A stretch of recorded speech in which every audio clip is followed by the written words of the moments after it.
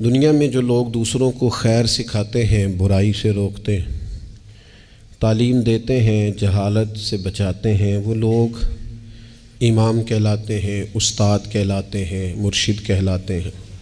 بھلائی کے پیغام کو عام کرنے والے کو لوگ مصلح سمجھتے ہیں، اس کو اپنا بڑا جانتے ہیں اور کوشش کرتے ہیں کہ ان سے سیکھی ہوئی باتوں کو اپنی زندگی میں نافذ کریں۔ اللہ تبارک و تعالیٰ نے اس ساری امت کو یہ فرمایا ہے، ساری امت کو، کہ تم اس لیے بہترین امت ہو کہ تم نے لوگوں کو خیر کا حکم دینا ہے، تم نے لوگوں کو برائی سے بچانا ہے۔ کنتم خیر امت اخرجت للناس، فرمایا تم بہترین امت ہو، لوگوں کی بھلائی کے لیے تمہیں پیدا کیا گیا ہے۔ تأمرون بالمعروف وتنہون عن المنکر، تم لوگوں کو معروف کا حکم دو گے اور منکرات سے منع کرو گے۔ اس امت نے، پوری امت نے پیشوائی کرنی ہے پوری دنیا میں، جہاں بھی کفر ہے، شرک ہے، جہاں بھی اسلام سے دور لوگ عقائد لے کے بستے ہیں، ان سب لوگوں تک پیغام حق پہنچانا ہے، ان کی ذہن سازی کرنا، ان کو یہ بتانا کہ سچا اور کھرا دین دین اسلام ہے، ان کو یہ بتلانا کہ ہماری بھلائی، ہماری نجات اللہ کو ماننے میں ہے اور رسول کریم علیہ السلام کے دروازے کی گدائی میں ہے۔ یہ اس پوری امت کے ذمے اللہ نے لگایا۔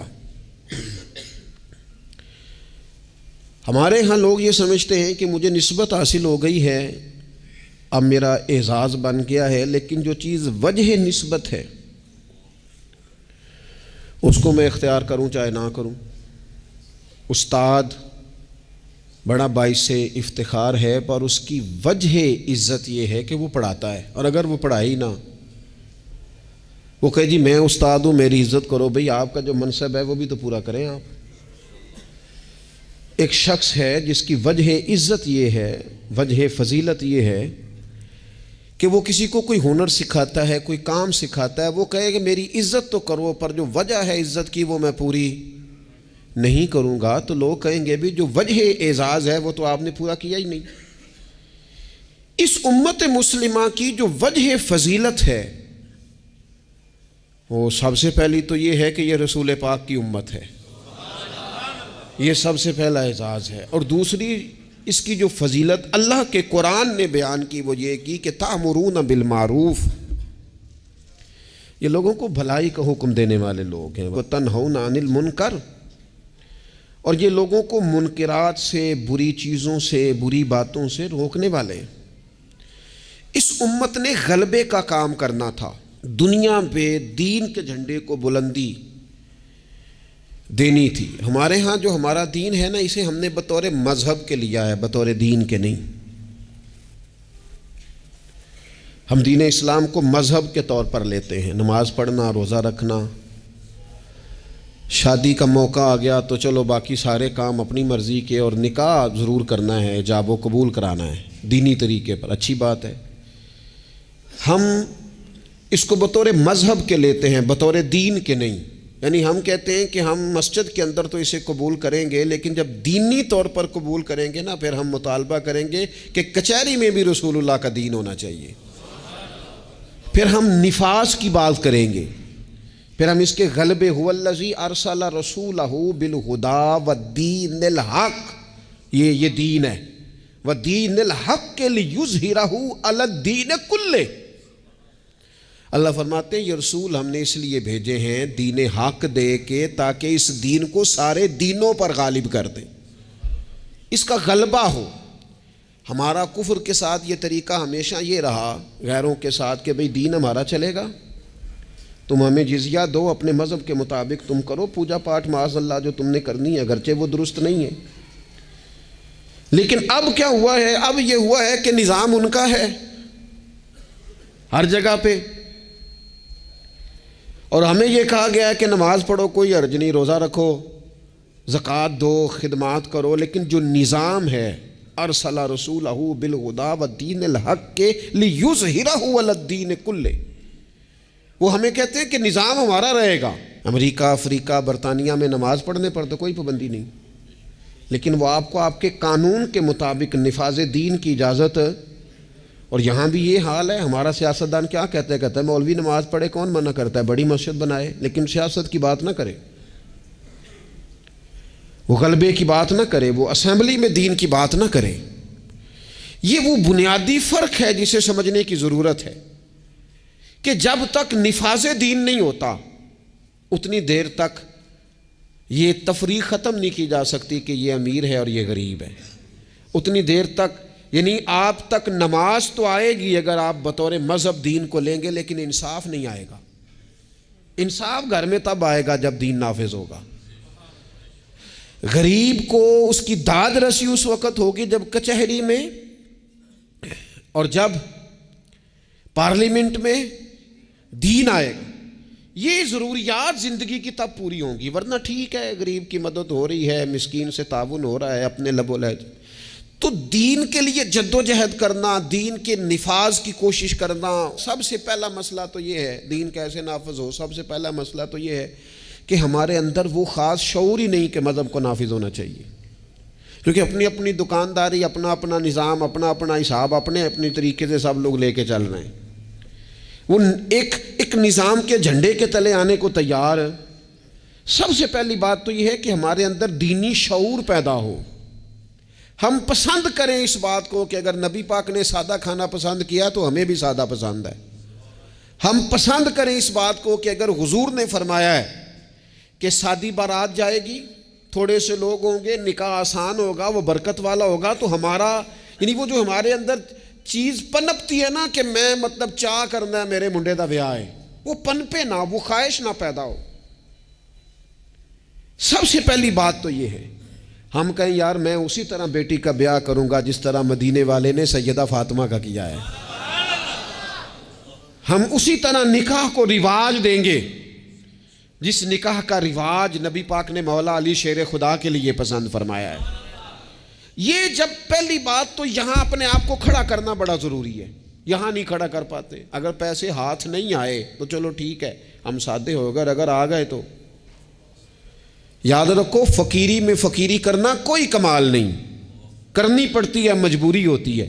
فقیری میں فقیری کوئی کمال نہیں. کمال تو یہ ہے کہ تو بادشاہی میں فقیری کرے، تیرے پاس لاکھوں پڑے ہوں پر تیرا مزاج فقیرانہ ہو، کروڑوں اربوں تو خرچ کرنے کی طاقت رکھتا ہو لیکن تو کہے نہیں میں مزاج فقیر. سلام اس پر کہ جس نے بادشاہی میں فقیری کی، سلام اس پر کہ جس نے بے کسوں کی دستگیری کی، سلام اس پر کہ جس نے بادشاہی میں فقیری کی.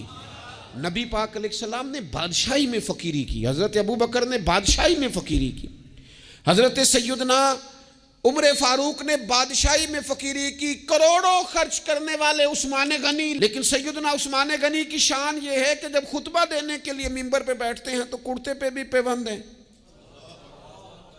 اور ان کی تہمت پر بھی پیوند ہیں اور ان کی پگڑی بھی پرانی ہے. تو لوگوں نے کہا یہ کیا ہے؟ تو کہا یہ وہی ہے جو ہمیں مدینے والے رسول نے سکھایا ہے. وہ خرچ کرنا ہے دوسروں پر، وہ سارے کا سارا اپنے اوپر اعلیٰ آسائشیں حاصل کرنا اور پتہ نہیں کہاں سے کہاں نکل جانا. حضرت مولا علی شیر خدا امیر المومنین ہیں، لیکن کوفے کی جامع مسجد کے باہر کھڑے ہو کے کہتے ہیں میری زرہ خرید لو، قامت زیادہ پرانی ہو گئی، اب تو پیوند کی جگہ بھی نہیں رہی، اگر پیسے ہوتے تو میں زرہ نہ بیچتا. یہ بادشاہی میں فقیری ہے. یہ کون ہے؟ یہ علی کون ہے؟ یہ حسنین کون ہیں؟ یہ دنیا کے باغ کے مالک نہیں، یہ تو جنت کے مالک لوگ ہیں. لیکن بادشاہی میں فقیری ہے. ایک تو یہ ماحول بنائیں کہ دین کو بطور دین قبول کریں، جس کو تجارت نہ بنائیں کہ میں نفل پڑھوں گا تو میرا کام صحیح چلے گا تو میں فلانا کام کروں گا. عبادت کو عبادت رہنے دیں. اگرچہ تسبیحات گننا جائز ہے لیکن ہر وقت اپنی نیکیاں گنتے ہی رہنا اور کانوں میں بتا دینا کہ آج میں 4,500 پڑھے ہے، یہ بھی ٹھیک. زاہدوں نے یہ عجب کام کیا، اب بس ہے نا کہ تسبیح کے دانوں سے جو کام لیا، چاہیے تھا نا کہ بے شمار پکارتے تجھ کو. اور یہ بھی کوئی بات ہے گن گن کے تیرا نام لیا، گن گن کے تیرا نام لیا. وہ جو دیتا ہے وہ بھی کبھی گنا ہے، لیکن اس کا نام بھی لینا تو پہلے گن لینا. یہ کیا بات ہوئی؟ میں نے کہا گننا جائز ہے، لیکن اس گننے میں اپنے آپ کی بڑھوتری بیان کرنا کہ میں بڑی شے ہوں، میں نے اتنا پڑھا، یہ درست نہیں ہے۔ تو میرے عزیز، ایک تو دین کو نافذ کریں، اپنی طبیعت جی دین جو کہتا ہے نا۔ خواجہ صاحب نے خط لکھے ہیں کچھ 8 خط میں نے خواجہ صاحب کے پڑھے ہیں جو خواجہ قطب الدین بختیار کاکی کے نام ہے۔ ان خطوں میں نا ایک خط خواجہ صاحب نے اس طرح لکھا ہے اپنے مرید کو، کہتے ہیں خواجہ قطب الدین صاحب کو، کہتے ہیں پتر درویش کی مرضی کوئی نہیں ہوتی، درویش کی مرضی ساڑی تے ہے وے نا، جو کہ اسی درویش نہیں نا، ساڑی تے ہے نا، سویرے ناشتہ مرضی دا، دوپہر کو کھانا مرضی کا، آنا تو مرضی کا، جانا تو، پہننا تو مرضی کا۔ اور میرے صاحب کے پاس ایک شخص نے آ کے کہا حضور جو میں چاہتا ہوں وہ ہوتا نہیں، تو حضرت صاحب فرمانے لگے یہ تو خدائی دعویٰ ہے، جو چاہے ہو جائے یہ تو اللہ کی شان ہے۔ اتنی بڑی بات تو نے کر دی کہ جو چاہتا ہوں ہوتا نہیں، یہ تو رب کی شان ہے کہ رب جو چاہتا ہے وہ، تو بندہ ہے، تو اتنی بڑی بات کیوں کر رہا ہے؟ خواجہ معین الدین چشتی رحمۃ اللہ علیہ خواجہ قطب صاحب کو خط لکھتے ہیں اور فرماتے ہیں پتر درویش کی مرضی نہیں ہوتی۔ حضور کیا مانا؟ تو فرمانے لگے درویش کی وہی مرضی ہوتی ہے جو اس کے رب کی مرضی ہوتی ہے۔ ہم جب خود مذہب پہ عمل کریں گے تو لوگوں کو اندازہ ہوگا کہ مذہب عمل کے قابل ہے، دین عمل کے، لیکن خود تو عمل کر ہی نہیں رہے۔ ہر موقع پر برادری سامنے، ہر موقع پر رسم و رواج سامنے، تو دوسروں پر دین کیسے نافذ ہوگا؟ تو کہیں سے شروع کریں۔ دوسری بات یہ ہے کہ اشاعت علم بڑا ضروری ہے۔ دین کی جو بنیادی اور ضروری تعلیمات ہیں، دیکھیں کسی شخص کو کی روزی روٹی ٹھیک کر دینا بھی بڑی بات ہے، لیکن اس کو علمی طور پر مضبوط کر دینا، اس کو اللہ والا کر دینا، اس کا توکل مضبوط کر دینا، اس کے مزاج میں صبر پیدا کر دینا، حوصلہ پیدا کر دینا، خودداری پیدا کر دینا، عزت نفس اس کی طبیعت میں ڈال دینا، یہ اس کی جو خدمت ہے نا، یہ بہت بڑی خدمت کہ آپ نے کسی بندے کو اخلاقی طور پر دینی، روحانی اور مذہبی مزاج دے دیا۔ رسول اللہ صلی اللہ تعالیٰ علیہ وسلم کے زمانے میں صحابوں کے پاس کروڑوں اربوں خربوں روپے نہیں آئے تھے، ان کے پاس کیا آیا تھا؟ خلق محمدی کا رنگ آیا تھا ان میں صلی اللہ تعالیٰ علیہ وسلم۔ اس کو سیکھنے، سمجھنے اور عمل کرنے کی عادت۔ لوگوں میں پیغام دین اور اشاعت علم یہ بڑا ضروری کام ہے، اور انسان ساری زندگی سیکھے۔ ابھی بھی قرآن مجید اللہ کے فضل سے کئی دفعہ موقع ملا اس کو ترجمے تفسیر کے ساتھ، مختلف تفاسیر کے ساتھ سارا دیکھنے کا، لیکن ابھی بھی بعض اوقات پڑھتے ہیں تو کچھ آیتوں کا نیا معنی سمجھ میں آتا ہے۔ کئی دفعہ پڑھنے پر چیز نہیں کھلتی اور دوبارہ پڑھی ہے تو کھل گئی ہے۔ حضور علیہ السلام نے فرمایا میرا قرآن کبھی پرانا نہیں ہوگا، جب بھی پڑھو گے تازہ ہی مزہ دے گا۔ ایک تو مزاج علمی بنائیں، دوسری بات یہ ہے کہ ڈیلیور کرنے کا مزاج ہو، دینے کا مزاج ہو۔ امت مسلمہ دیتی ہے، یہ کشکول طلب دراز نہیں کرتی۔ دکھ سنانا ہر وقت یہ مزاج پیدا کرنا کہ بڑی غریبی، بڑی آزمائش، بڑی پریشانی ہے، اس سے تو بندہ کمزور ہو جاتا ہے۔ طبیعت اس طرح کی ہو کہ کوئی سیکھ لے، کوئی سمجھ لے، کوئی اس کے اندر چیز پیدا ہو جائے۔ اپنی خودی کو، خودداری کو بیدار رکھنا اور کسی کا نفع کرنے کی کوشش کرنا۔ حضرت عمر فاروق رضی اللہ تعالیٰ عنہ سفر کر رہے تھے، ایک بوڑھے کو بھیک مانگتے دیکھا، اسے پہچان لیا، فرمایا تو فلانا فلانا یہودی نہیں؟ یہودی۔ اس نے کہا میں وہی ہوں۔ فرمایا بھیک مانگ رہے ہو؟ کہنے لگا میں اسلامی حکومت کو جزیہ دیتا ہوں، لیکن اب بوڑھا ہو گیا ہوں، کمائی نہیں کر سکتا، تو جزیہ تو دینا ہوتا ہے نا، تو میں کچھ خیرات اکٹھی کرتا ہوں، تو کچھ اپنے اخراجات دیکھتا ہوں اور کچھ میں جزیہ دیتا ہوں۔ تو حضرت عمر اس کو پکڑ کے لائے وزیر خزانہ کے پاس، فرمایا جب تک یہ بندہ ٹھیک تھا ہمیں جزیہ دیتا تھا، اب جب تک یہ بیمار ہے اسلامی حکومت اسے ماہانہ اس کے خرچہ دیا کرے گی۔ یہ امت تو دینے والی ہے، اس کو ماہانہ خرچ ہم دیں گے۔ وہ شخص کہتا ہے ساری عمر جزیہ دیا تھا، قریب رہے تھے، وہ اثر نہیں ہوا، اور حضرت عمر کی یہ بات ایسی اثر کر گئی، میں نے کہا حضور یہودی بن کے ضرور میں نے خیرات لینی ہے، آپ میرا ہاتھ پکڑے نا، مجھے کلمہ پڑھائیں، ہم اس مسئلے کو ہی ختم کریں، یہ تفریق ہی ختم ہو۔ امت تو دیتی ہے، امت تو بانٹتی ہے، امت کے اندر تو جذبہ ہوتا ہے۔ ایک پیشہ برا ہے جوانوں، یاد رکھنا، ایک پیشہ برا ہے، اور وہ ہے کسی کے آگے ہاتھ پھیلانا۔ جو جھاڑو دے کے روزی کماتا ہے بڑی شان والا بندہ ہے، جو سویرے اٹھ کے ٹائم پہ منڈی جاتا ہے، پھل لاتا ہے، ریڑھی لگاتا ہے، وہ بادشاہ ہے، بادشاہ، اس لیے کہ اس نے ہاتھ نہیں پھیلایا، اس نے رب کی رحمت کا دروازہ کھٹکھٹایا ہے۔ وہ بادشاہ آدمی ہے، اس نے اعزاز کے ساتھ اپنی ذمہ داریوں کا احساس کیا ہے۔ بڑا مزہ آتا ہے جب شام کو بندہ اپنی دکان بند کرے اور پھر چھوٹے چھوٹے نوٹ گنے، اور پھر ان میں سے نا، میں نے دیکھا ہے غریبوں کو، کہتے ہیں جی میں نا جی وہ 50 روپے روز دے رکھے نے اللہ دی راہ تے دینے نے، اور پھر اس میں سے وہ تھوڑے سے جب بچا کے کہتا ہے نا کہ آج میں نا مطلب 4 پیسے زیادہ ہیں، آج گھر پھل بھی لے کے جانا ہے۔ وہ جو ذائقہ ہے اسے کبھی محسوس تو کرو۔ میرے رسول پاک علیہ السلام نے فرمایا سب سے بہترین کھانا وہ ہے جو اپنے ہاتھوں کی محنت سے تو کما کے کھاتا ہے، اور فرمایا اللہ کے نبی حضرت داؤد علیہ السلام اپنے ہاتھوں کی محنت کر کے کما کے کھایا کرتے۔ امت کی یہ ذمہ داری ہے کہ امت مشقت کا مزاج بنائے، طبیعت بنائے، مشقت کی ذہن بنائے۔ ہمارے ہاں تو اب جناب وہ جدوجہد کا شوق نہیں، طبیعت نہیں، پڑھنے لکھنے تک کو لوگ بس ٹھیک ہے، برکت سے سارا کچھ چل رہا ہے۔ چوتھی بات آپ کی خدمت میں یہ عرض کرنی ہے کہ امت اگر چاہتی ہے نا عروج پائے، تو پھر امت کو چاہیے کہ تھوڑا اتفاق کا بھی مزاج پیدا کرے۔ ہمارے ہاں نا فروعی مسائل میں بھی اتنا اختلاف ہے، اتنا رٹا ہے، کوئی بندہ دوسرے کو قبول کرنے کو تیار نہیں ہے، جھگڑا ہی جھگڑا، بحث ہی بحث۔ ایک گھر میں 4 لوگ رہتے ہیں اور چاروں کا مزاج مختلف ہے، چاروں کی پارٹیاں مختلف ہیں، چاروں کی سیاست مختلف ہے، چاروں کا مزاج مختلف۔ کسی خاندان میں اتفاق نہیں رہا، کسی قبیلے میں اتفاق نہیں رہا، کسی گروہ میں جماعتیں ٹوٹ پھوٹ کا شکار، تنظیمیں ٹوٹ پھوٹ کا شکار، ملکوں میں ماحول اتنا عجیب۔ یہ میرا وطن ہے پاکستان، جن لاکھوں لوگوں نے قربانیاں دی تھیں وہ پوچھتے ہیں اس لیے تمہیں وطن بنا کے دیا تھا؟ وہ جو ہجرت کر کے آتے رستے میں قتل کر دیے گئے تھے، وہ سوال تو کریں گے نا قیامت کے دن کہ یہ حال کیا تم نے وطن عزیز کا، یہ کیفیات تم نے کی لوگوں کی، کوئی حال ہی نہیں۔ کبھی کوئی کسی کے خلاف بات ہے تو کبھی کوئی رسہ کھینچ رہا ہے تو کبھی کوئی کسی کے پاؤں کھینچ رہا ہے، خدا رہا کوئی استحکام۔ لوگ جوڑتے ہیں، بڑوں کا کام ہوتا ہے قوم کو جوڑنا، ان کو نظریاتی طور پر مضبوط کرنا، ان کی فکر کو مجتمع کرنا۔ رائے کا اختلاف ہو جانا کوئی بڑی بات ہے؟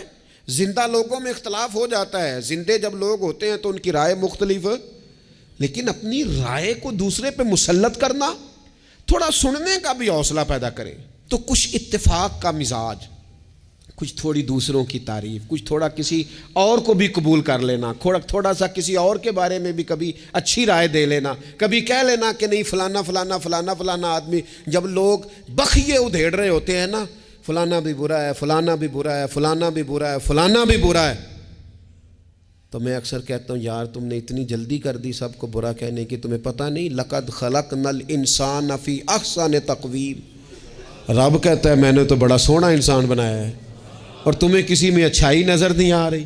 اور امت وہ ہے جو رسول رحمت کی امت ہے، لیکن وہ چھوٹی چھوٹی باتیں، چھوٹی چھوٹی لڑائیاں، کچھ اتفاق۔ امت مسلمہ جب تک متفق نہیں ہوتی اپنی عزت کو کبھی بحال کر سکتی، جب تک ان کا اور اتفاق چھوٹے چھوٹے ٹکڑوں میں امت کو بانٹ دیا گیا ہے، چھوٹی چھوٹی ریاستیں، چھوٹے چھوٹے گروہ، چھوٹے چھوٹے مفادات، جب تک یہ اتفاق نہیں پیدا کرتے اتنی دیر تک آگے بڑھا جا سکتا۔ اور 5ویں بات، جب تک مسافر منزل پر پہنچنے کی تڑپ نہیں نہ پیدا کرتا اتنی دیر تک منزل اس کے قریب نہیں آتی۔ اس امت کی منزل ہے کنتم خیر امت اخرجت للناس تأمرون بالمعروف وتنہون عن المنکر۔ اس امت کی منزل ہے دنیا کو خیر کا پیغام دینا، لوگوں کو برائی سے روکنا، اس کی منزل ہے۔ آپ سفر پہ جا رہے ہو نا جی، تو بندہ رستے میں قیام مختصر کرتا ہے، ضرورت کا کرتا ہے، بلا وجہ الجھاؤ نہیں پیدا کرتا۔ وہ کہتا ہے مجھے آگے بڑھنا ہے، مجھے کام کرنا ہے، آگے نکلنا ہے۔ وہ ادھر ادھر زیادہ وقت کا ضیاع نہیں کرتا، اس کو اپنے وقت پر پہنچنا ہے، اس کی کوشش ہوتی ہے کہ سفر جلدی ختم ہو۔ منزل مقصود جب لوگ طے کر لیتے ہیں تو پھر وہ جد و جہد کرتے ہیں کہ منزل ملے، منزل۔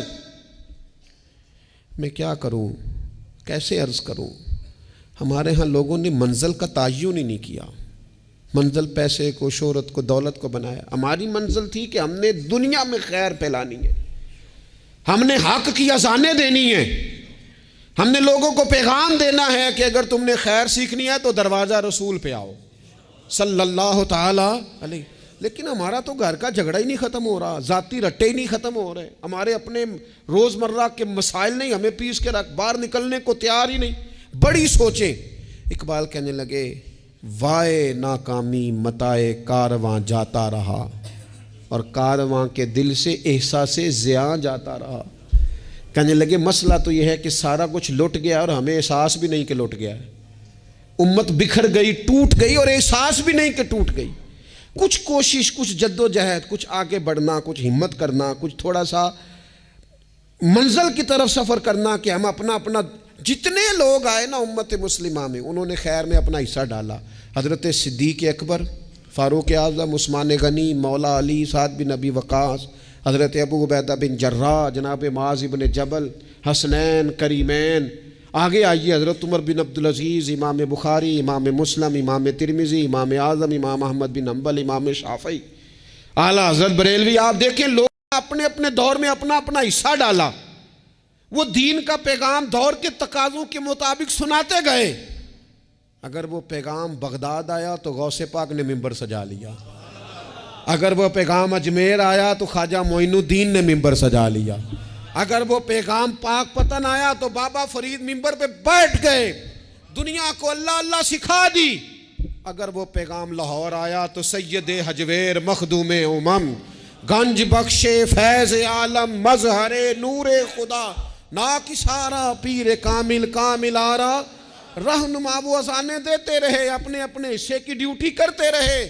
اب میری اور آپ کی باری آئی، سو کے وقت نہ گزار دینا، دیکھنا سوتے سوتے اسرائیل نہ آ جائیں، دیکھنا کھانے پینے کے سفر میں ہی زندگی تمام نہ ہو جائے، دیکھ لینا پروگرام بناتے بناتے ہی سانسیں ٹوٹ نہ جائیں۔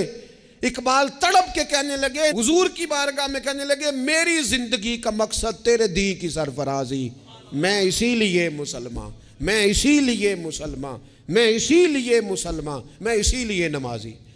یہ سارا کچھ جو کچھ ہے یہ بلندی دین کے لیے، سربلندی مذہب اسلام کے لیے۔ اپنے اندر جو کوئی کچھ کر سکتا ہے وہ جد و جہد پیدا کرے۔ سب سے پہلی بات تو یہ عرض کی ہے کہ اپنے اندر دین کا شعور بیدار کرے، علم دین کا مزاج بنائیں، بادشاہی میں فقیری کی طبیعت پیدا کریں، امت کو جوڑنے کی بات کریں، کم از کم فروعی اختلافات کو تو چھوڑیں۔ اور پانچویں بات یہ ہے کہ جو کوئی کچھ کر سکتا ہے وہ کرے، آگے بڑھے۔ ایک بندے کو نمازی بنا سکتا ہے تو اسے بنائے، ایک کو قرآن مجید کی تعلیم کے قریب کر سکتا ہے تو کرے، لوگوں کو بتائے کہ یہ گناہ، یہ میل کچیل، یہ مومن کی شان ہی نہیں، مومن کا کردار، اس کی عظمت اس کے نام سے واضح ہے۔ حضور والے جو ہیں وہ تو لفظ سے واضح ہے کہ یہ کون لوگ ہیں۔ میری زندگی کا مقصد تیرے دین کی سرفرازی، میں اسی لیے مسلمان، میں اسی لیے نمازی، وما علینا الا البلاغ المبین۔